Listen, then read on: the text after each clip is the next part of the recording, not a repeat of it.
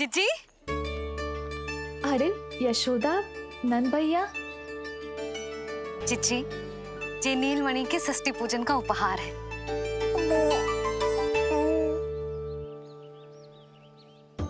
यशोदा, नंद भैया, मैं आप दोनों की भावनाओं का सम्मान करती हूँ। आप दोनों को तो पता है मेरे हृदय में नीलमणि के प्रति अत्यधिक प्रेम है।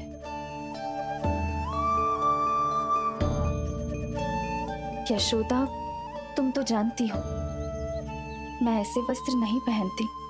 स्त्री का श्रृंगार उसके पति से होता है और मेरे पति तो उस महादुष्ट कंस के कारागार में बंदी है। ऐसे में इस रास रंग का झूठा दिखावा कैसे करूं नंद भैया? अभी समय नहीं हुआ है, इसीलिए विवश हूँ। पर आपका दुख मैं भली भांति समझता हूँ बड़ी माँ। दिन रात ये भय लगा रहता है कि कभी भी उस कंस के सैनिक आएंगे और मेरे पुत्र को मुझसे दूर ले जाएंगे। इस आशंका में मैंने उसका बालपन भी खो दिया है। उस नन्हे से बालक को 4 दीवारों के भीतर बंद करके रखा है मैंने। थोड़ी देर और, बस तेरे बाबा अब भी आते ही होंगे।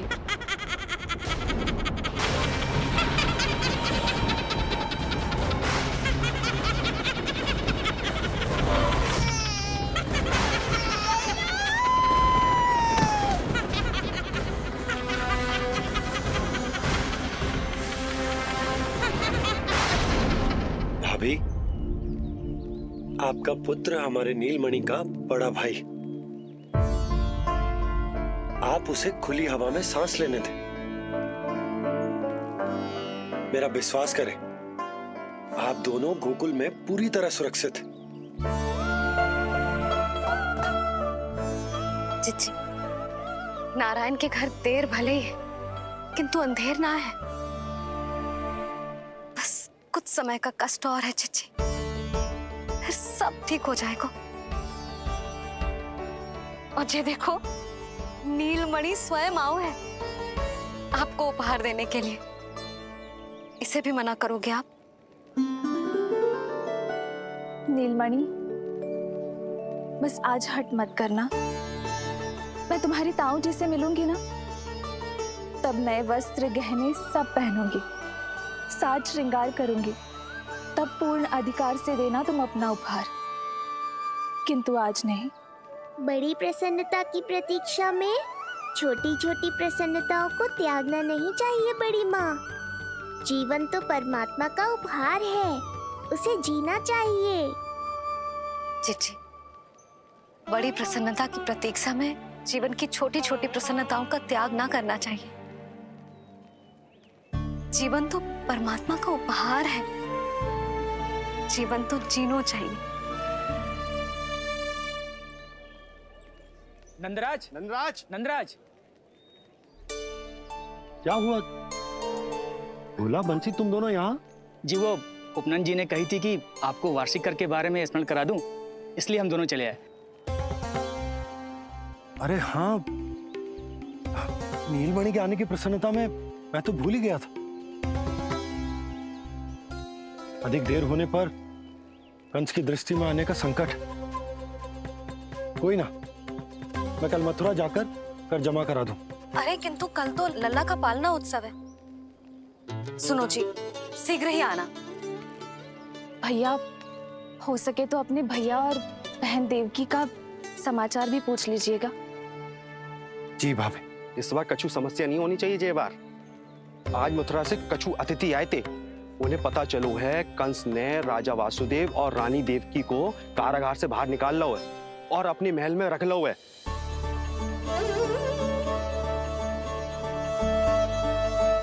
ये तो अत्यंत शुभ समाचार है।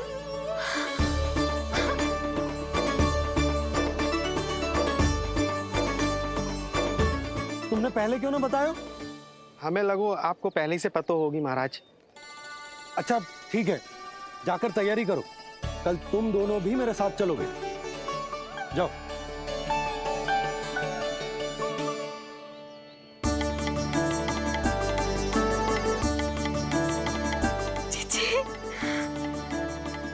भाभी, यशोदा ने कहा था ना कि नारायण के घर देर अवश्य परंतु अंधेर ना है।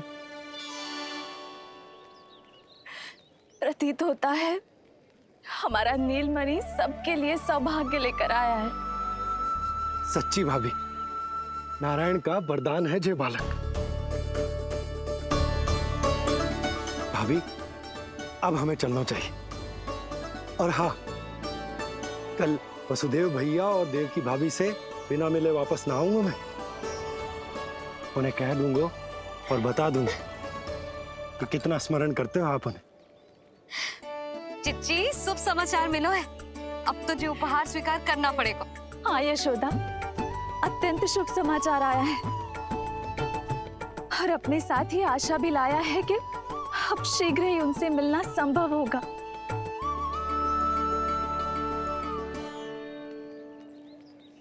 तुमने सत्य कहा था यशोदा, जीवन जीना चाहिए।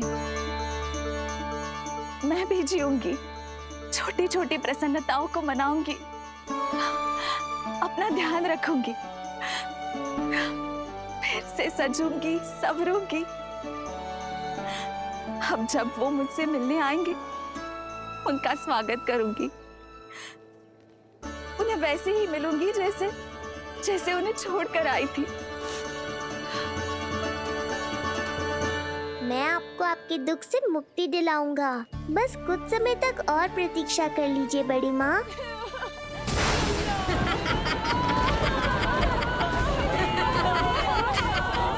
कब तक बचेगा शिशु विष्णु?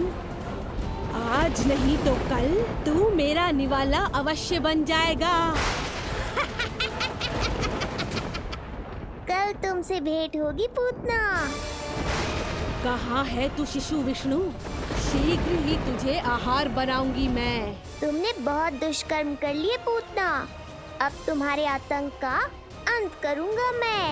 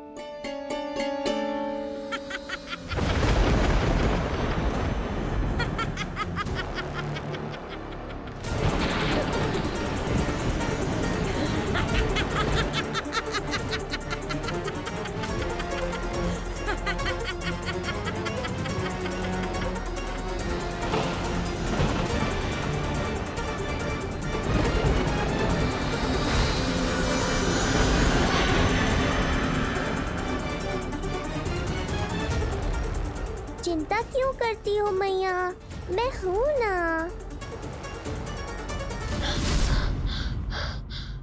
नेत्र खुले रहे तो मैया पक्का घबरा जाएंगी।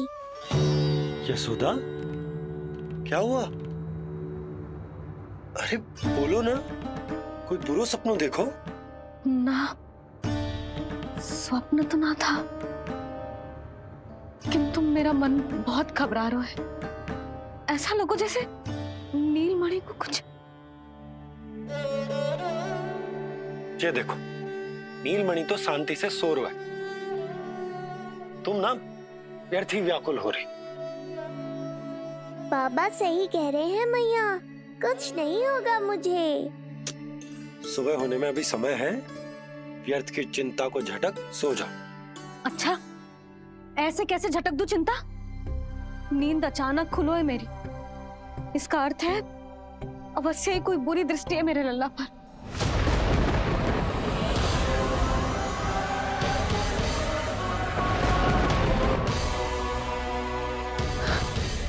आप भी कल जा रहे हो मथुरा? सुनो जी, जाना आवश्यक है, रुक ना सकते आप। कर जमा करानो है यशोदा, कल अंतिम दिन है। यदि वो निकल गए तो नारायण ही जाने वो कंस क्या करेगा। जानो आवश्यक। पिछले 6 दिन से नित्य कोई ना कोई कर्म कांड संस्कार चल रहा है, इसीलिए तुम थक गई हो। तनिक विश्राम कर लो, सो जाओ। देखो नीलमणि भी यही कह रहा है कि मैया मोरी विश्राम कर लो, सो जाओ। कल मेरो पालना उत्सव मनानो है कि ना? सो जाओ।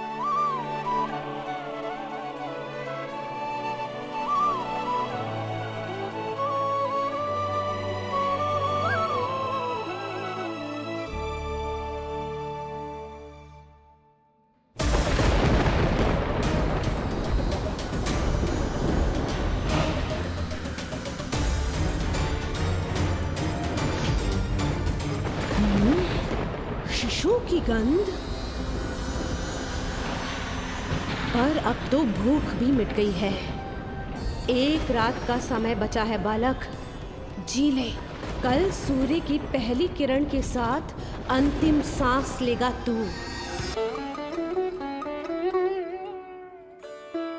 संतान के लिए मैया का कैसा अद्भुत प्रेम है ये। पूतना की छाया से ही इन्हें आने वाले संकट का आभास हो गया।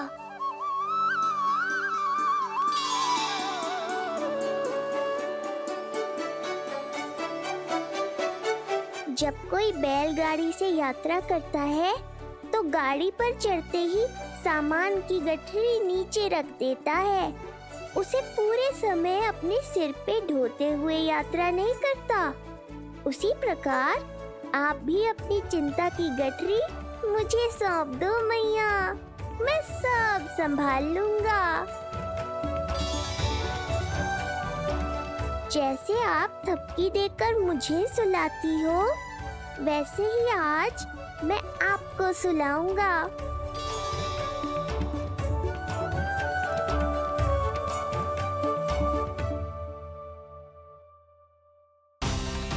वचन देता हूँ मैया, जिसने आज आपकी निद्रा भंग की है, कल उसे चिर निद्रा में सुला दूंगा मैं।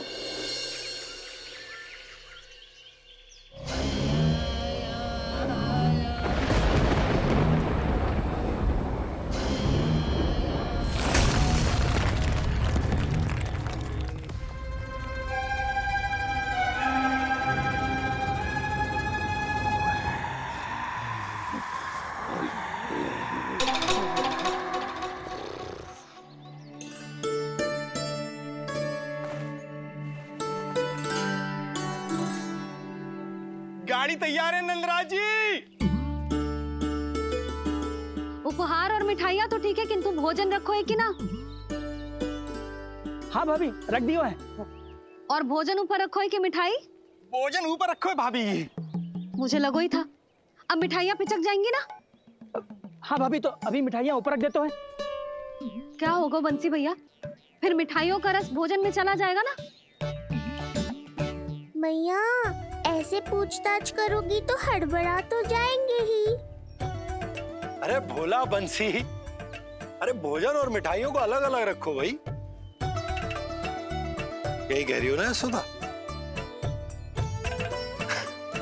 अरे वाह, आज हमारा राजकुमार जल्दी उठ गए हो। इसे भी पता है पालना उत्सव में इसके बाबा ना होंगे इसके साथ, इसीलिए विदा करने आ गए। फिर कोई ऐसो कर्मकांड ना होगो जब मैं ना हूं। बस आज जाने दे लल्ला, सबको जाकर अपने हाथों से मिठाइयां भेंट करूंगा और सबको बताऊंगा कि इतना सुंदर, इतना प्यारा लल्ला का बाबा बन गया मैं। हमारे पुत्र को ढूंढने के लिए अब उन्होंने पूतना को आदेश दिया है। वो केवल महाभयंकर ही नहीं बल्कि मायावी भी है। हमें किसी भी प्रकार से ये सूचना गोकुल भिजवानी होगी।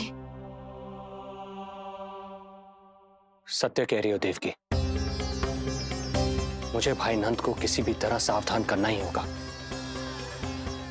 किंतु कैसे? हमारे लल्ला के बारे में जानकर सबसे अधिक कौन प्रसन्न होगा पता है? वसुदेव भैया। सत्य कहा आपने।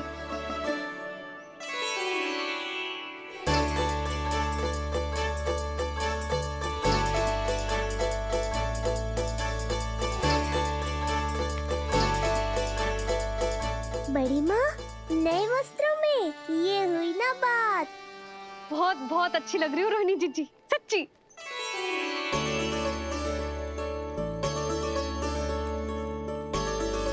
आपने जीवन में फिर से रुचि लेना आरंभ कर दियो है, ये जानकर वसुदेव भैया की प्रसन्नता दुगनी हो जाएगी। ये उनके लिए मेरे हाथों से बनाए पेड़े मथुरा के पेड़ों से भी अधिक प्रिय है उन्हें। और ये देवकी की नवजात कन्या के लिए कहिएगा केवल वस्त्र नहीं है, अपना आशीर्वाद भेजा है मैंने। जी।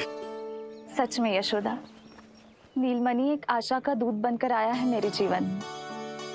नंद भैया, उनसे ये भी कहिएगा कि मैं और उनका पुत्र हम दोनों ही यहाँ कुशल से हैं। अगर ईश्वर ने चाहा तो शीघ्र ही उनसे मिलना संभव होगा। वसुदेव भैया और देवकी भाभी से बहुत सारी बातें करनी, यदि विलंब हो जाए तो चिंता मत कर। जाने से पहले अल्लाह को हृदय से तो लगा लो।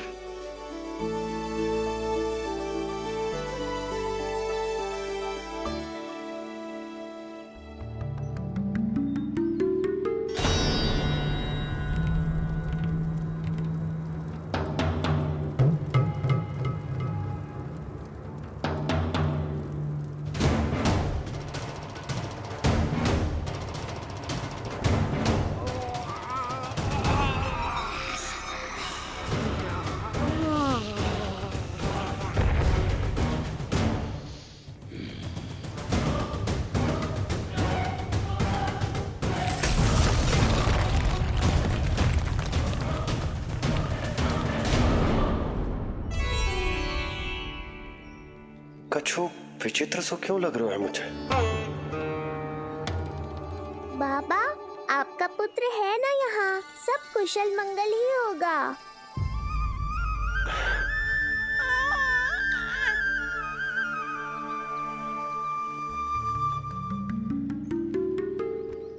चलता हूँ। ध्यान रखो।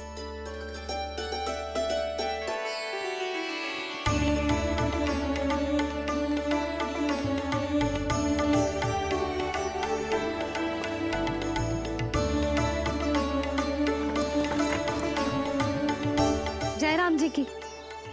जय राम जी की।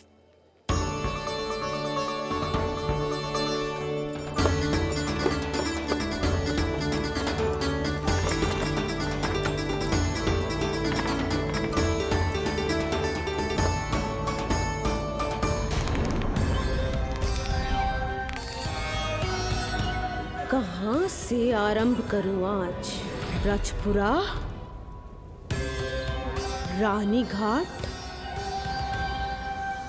देतिया, बरसाना या गोकुल?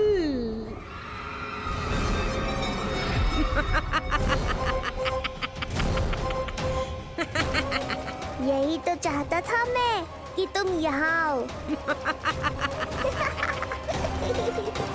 ना कि जे अभी से उनकी प्रतीक्षा करने लगो है। देख रही हो जीजी?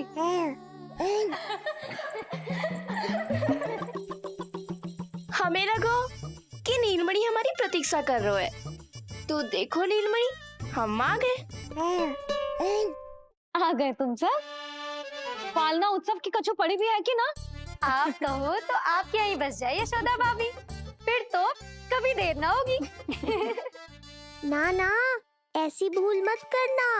अच्छा, जो तनिक समय मुझे मेरे लल्ला के साथ मिलते है वो भी छीन लो सब मुझसे। जिज्जी, आप चिंता मत कीजिए, ना हमारी और ना ही पालना उत्सव की तैयारी की। रोहिणी जिज्जी ने कल ही सब कुछ समझा दियो था।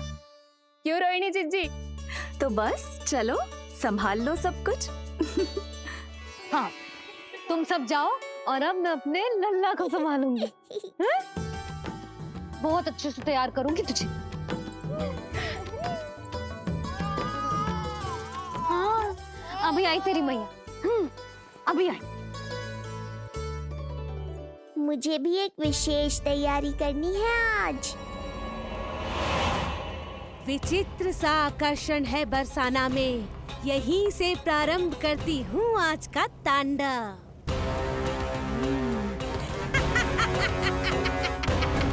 ना ना, बरसाना नहीं, कोई और स्थान भी नहीं। आज तो पूतना को यहीं आना होगा, मेरे पास। बड़ा गांव है, इतने सारे व्यक्ति हैं, अनेक बालक मिलेंगे यहाँ। किंतु मैं तो नहीं मिलूंगा ना।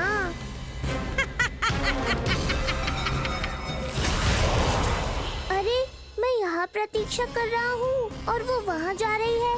अब मुझे ही कुछ करना होगा।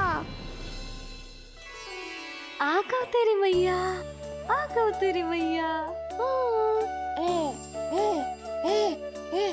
ऐसा रूप निखरेगा मेरे लल्ला का, सब देखते रह जाएंगे।